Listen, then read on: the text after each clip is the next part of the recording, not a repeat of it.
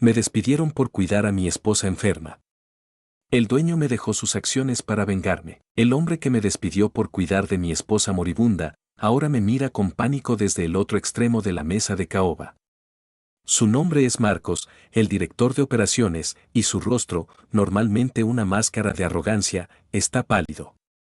Mi nombre es el último punto en el orden del día de esta junta directiva.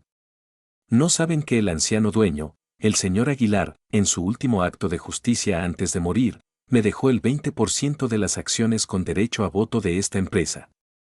Creen que estoy aquí para suplicar. Creen que soy un exempleado resentido.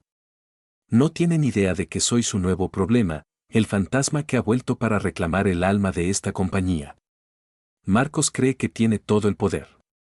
Yo tengo un sobre en mi maletín con la prueba de su crueldad y el poder de un fundador que, desde la tumba, ha decidido ajustar las cuentas. La venganza no es solo por mí. Es por mi esposa. Y está a punto de servirse fría. Hace solo un año, mi vida era perfecta.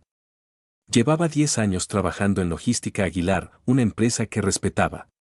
Empecé desde abajo y, gracias a mi esfuerzo, me había convertido en jefe de proyectos. Amaba mi trabajo y era bueno en él. El fundador, el señor Aguilar, era un hombre de la vieja escuela que conocía el nombre de cada empleado. Aunque ya estaba semi-retirado, su filosofía de las personas primero todavía impregnaba la cultura de la empresa. Pero mi verdadera felicidad estaba en casa, con mi esposa, María. Llevábamos 15 años juntos, y cada día era mejor que el anterior. Ella era mi sol, mi centro, la razón de todo. Entonces, llegó el diagnóstico. Un cáncer agresivo, en etapa 4. El mundo se nos vino abajo. Los médicos nos dieron, con suerte, un año. En ese momento, mi carrera, mis proyectos, todo se volvió insignificante. Mi único trabajo ahora era estar con ella. El problema fue que el señor Aguilar había delegado la dirección del día a día a un nuevo Marcos. Era un hombre traído de fuera, un tiburón corporativo obsesionado con las métricas, los KPIs y la optimización de recursos humanos. No veía empleados, veía cifras en una hoja de cálculo. Cuando informé a Marcos de la situación de María y solicité acogerme al programa de licencia familiar de la empresa, su reacción fue fría. Entiendo, dijo sin una pizca de empatía. ¿Y quién se encargará de tus proyectos mientras estás fuera? El trimestre no se va a cerrar solo. Le aseguré que trabajaría desde casa siempre que fuera posible, que dejaría todo organizado. Pero desde ese día, sentí un cambio. Empezó una guerra de desgaste. Recibía correos a altas horas de la noche preguntando por detalles triviales. Mis decisiones eran cuestionadas en reuniones a las que no podía asistir. Mis responsabilidades fueron reasignadas discretamente a mis colegas. Marcos me estaba aislando, construyendo un caso en mi contra. Cada visita al hospital, cada sesión de quimioterapia, estaba marcada por la vibración ansiosa de mi teléfono del trabajo. Estaba atrapado entre el amor de mi vida y la sibilante presión de un hombre que me veía como una pieza defectuosa en su maquinaria perfecta. La situación llegó a un punto crítico una tarde de martes. Estaba en el hospital, sosteniendo la mano de María mientras el médico nos explicaba que el último tratamiento no había funcionado. Ella lloraba en silencio, y yo sentía que mi mundo se desintegraba. En ese preciso instante, mi teléfono vibró. Era un correo de recursos humanos. El asunto, terminación de su contrato laboral. Lo abrí, con las manos temblando. Citaban incumplimiento de las responsabilidades del puesto y ausencias injustificadas. Fui despedido mientras mi esposa recibía su sentencia de muerte. El despido me destrozó. No por la pérdida del trabajo, sino por la brutalidad del momento. Mientras María luchaba por cada aliento, yo tenía que lidiar con la pérdida de nuestro seguro médico y de nuestros ingresos. La presión era insoportable. Pero al mirar su rostro pálido y valiente, supe que no podía derrumbarme. Ella me necesitaba. Así que enterré mi rabia y mi humillación y me concentré en lo único que importaba, hacer que sus últimos meses fueran lo más pacíficos y cómodos posible. Vendí nuestro coche. Vacié nuestros ahorros. Hice todo lo posible para mantener a flote nuestra pequeña barca en medio de la tormenta perfecta de dolor y deudas médicas. Mis excompañeros de trabajo me llamaban a escondidas. Me contaron que Marcos había presentado mi despido como una decisión difícil pero necesaria, diciendo que mi situación personal estaba afectando negativamente al rendimiento del equipo. Había usado mi tragedia personal como una excusa para demostrar su autoridad. La empresa que una vez sentí como una familia se había convertido en un lugar frío y despiadado bajo su dirección. Unos meses después, entre las citas médicas y las noches de insomnio, me llegó la noticia por un antiguo colega de que el señor Aguilar, el fundador, también estaba muy enfermo. Su salud había empeorado rápidamente. Sentí una punzada de tristeza genuina. Era el fin de una era. Él representaba todo lo bueno de esa compañía, una bondad que ahora parecía extinta. Morría falleció una mañana de otoño, en mis brazos, mientras el sol se filtraba por la ventana. El silencio que dejó atrás era ensordecedor. Después del funeral, me encontré a la deriva en un océano de dolor y facturas. Estaba solo, sin trabajo y con el corazón roto. Había perdido la batalla más importante de mi vida. La rabia hacia Marcos y la empresa volvió con fuerza, pero era una ira impotente. ¿Qué podía hacer? Era un hombre desempleado contra una corporación. 2 semanas después del funeral de María, cuando estaba en el punto más bajo de mi vida, revisando una pila de correo que había ignorado, encontré un sobre grueso y elegante. Era del bufete de abogados personal del señor Aguilar. Mi primer pensamiento fue que me estaban demandando por algo. Con manos temblorosas, lo abrí. No era una demanda.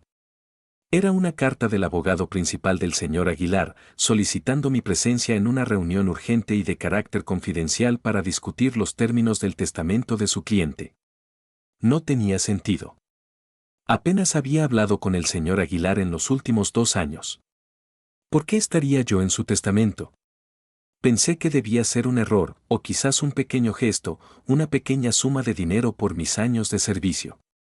No tenía idea de que estaba a punto de recibir las llaves del reino y un mandato de venganza desde la tumba. La oficina del abogado era el tipo de lugar donde hasta el silencio parecía caro. Me senté frente a un hombre mayor, de traje impecable, que me miraba por encima de sus gafas. Se llamaba señor Herrera. Gracias por venir en estas circunstancias tan difíciles, dijo con una formalidad solemne. Entiendo que ha sufrido 2 pérdidas muy significativas recientemente. Asentí, sin saber qué decir. Él carraspeó y abrió una carpeta de cuero que tenía delante. Vayamos al grano. Como sabe, el señor Aguilar falleció la semana pasada. Era un hombre muy observador. Aunque estaba retirado de las operaciones diarias, se mantenía muy al tanto de lo que ocurría en su empresa.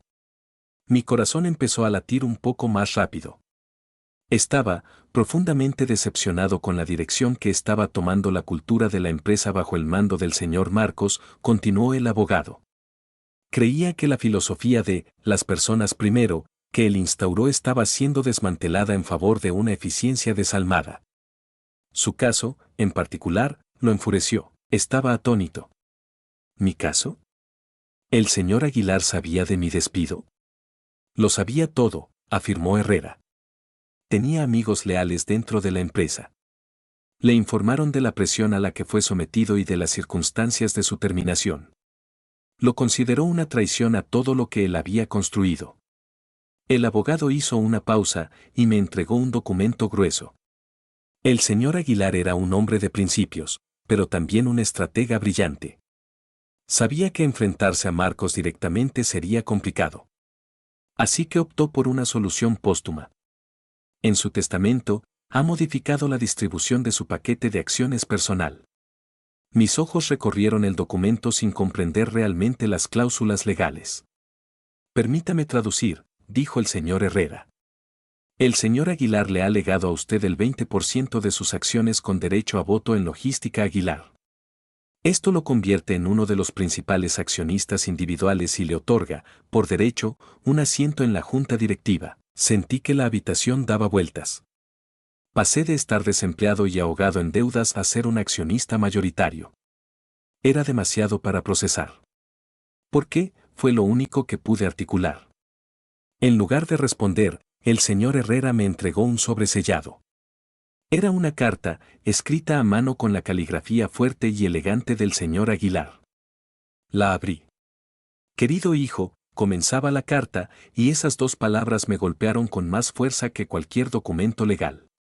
Te llamo hijo porque, aunque no compartamos sangre, has demostrado la lealtad, el trabajo duro y la decencia que siempre quise para esta empresa. Vi cómo te entregabas a tu trabajo. Y vi cómo te entregabas a tu esposa, con un amor y una devoción que me recordaron por qué empecé este negocio, para construir algo que permitiera a la gente buena tener una buena vida. Lo que Marcos te hizo fue un veneno en el corazón de mi legado. Te he dado esta herramienta no como un regalo, sino como una responsabilidad. Sé que la usarás sabiamente. No para destruir, sino para reconstruir. Restaura el alma de mi empresa. Hazlo por mí. Hazlo por María. Las lágrimas que no había derramado por mí mismo brotaron al leer el nombre de mi esposa. El dolor, la rabia y una nueva y feroz determinación se fusionaron dentro de mí. Ya no era una víctima. Era un instrumento de la voluntad de un hombre justo. Durante la siguiente semana, me encerré con el señor Herrera. Me sumergí en informes anuales, en estatutos de la empresa, en derecho corporativo. Aprendí sobre mis derechos, mi poder y las vulnerabilidades de Marcos. El plan tomó forma, no como una venganza impulsiva, sino como una cirugía corporativa precisa. Al final de la semana, redactamos una notificación formal. Invocando mis derechos como nuevo accionista principal, solicité mi puesto en la Junta y añadí un punto al orden del día de la próxima reunión trimestral, una revisión de la estrategia de liderazgo ejecutivo y su impacto en la cultura y el riesgo corporativo. La enviamos.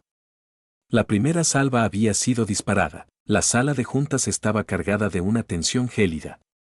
Me senté en el asiento vacío que me habían asignado, un asiento que había pertenecido al propio señor Aguilar. Los otros miembros del consejo, una docena de hombres y mujeres con trajes caros, me miraban con una mezcla de curiosidad y desdén. Marcos, sentado a la cabeza de la mesa, fingía una calma aburrida, pero podía ver una pequeña vena latiendo en su sien. Para él, yo era una molestia, un error sentimental de un viejo que se había vuelto senil. La reunión comenzó, y durante 2 horas, escuché informes financieros y proyecciones de crecimiento. Marcos hablaba con una fluidez arrogante, pintando un cuadro de éxito y eficiencia. Finalmente, llegaron a mi punto en la agenda. Ah, sí, dijo Marcos, con una sonrisa condescendiente. La revisión cultural del ex empleado. Tenemos 5 minutos para esto antes del almuerzo. Necesitaré un poco más que eso, respondí, mi voz tranquila y firme, mientras me ponía de pie. Coloqué una carpeta delante de cada miembro del consejo. Señoras y señores, comencé, no estoy aquí para hablar de mis sentimientos. Estoy aquí para hablar de un riesgo material para esta empresa. Un riesgo llamado Marcos. El rostro de Marcos se endureció. Esto es inaceptable. Seguridad. Estoy dentro de mis derechos como accionista y miembro de esta junta, le interrumpí, mi voz resonando con la autoridad del señor Herrera. Y les sugiero que escuchen, dentro de las carpetas estaba todo. Mis evaluaciones de rendimiento impecables durante 10 años. La cronología de mis solicitudes de licencia familiar, todas legales y dentro de la política de la empresa. Y lo más importante, copias impresas de cada correo electrónico pasivo-agresivo de Marcos, cada exigencia fuera de horario, cada comentario despectivo. Lo que ven aquí, continué, no es la gestión de un empleado en crisis. Es el acoso sistemático a un hombre que se atrevió a poner a su familia moribunda por encima de un informe trimestral. Esto no solo es moralmente reprobable, es una bomba de tiempo legal y una traición directa al legado del hombre que construyó esta empresa y cuyo nombre todavía está en la puerta, el señor Aguilar. Apelé a los miembros más antiguos, a los que habían trabajado con el fundador. El señor Aguilar construyó esta empresa sobre la lealtad. Creía que si cuidabas de tu gente, ellos cuidarían del negocio. Este hombre, señalé a Marcos, ha sustituido la lealtad por el miedo y la decencia por las métricas. Ha creado una cultura de riesgo que el señor Aguilar vio y quiso erradicar. Entonces, jugué mi última carta. El señor Aguilar me dejó sus acciones por una razón. Para proteger su legado. Por lo tanto, en mi calidad de representante de sus intereses y como miembro de esta Junta, propongo una moción de censura y la terminación inmediata del contrato del señor Marcos por justa causa, basándome en su mala gestión y en la creación de un entorno laboral hostil y de alto riesgo. El silencio fue total. Marcos estaba blanco como un fantasma, abriendo y cerrando la boca sin emitir sonido. Miré a los miembros del consejo uno por uno. Vieron las pruebas. Vieron mi determinación. Y vieron el poder del 20% de las acciones. Un miembro antiguo, amigo de Aguilar, fue el primero en hablar. Apoyo la moción. Luego otro. Y otro. La votación fue una mera formalidad. Marcos fue despedido. Lo vi recoger sus cosas, su rostro una máscara de incredulidad y odio, y ser escoltado fuera de la sala por seguridad. No sentí alegría, solo la fría satisfacción de un trabajo bien hecho. Mi primer acto como miembro influyente de la Junta fue proponer la creación de una nueva política corporativa, un programa de licencia familiar y médica totalmente remunerado, con protecciones laborales garantizadas. Lo llamé la póliza María. Mi venganza no fue solo despedir a un hombre. Fue asegurarme de que nadie más tuviera que pasar por lo que yo pasé. Restauré el alma de la empresa, tal como el señor Aguilar me había pedido. Y al hacerlo, finalmente encontré la paz.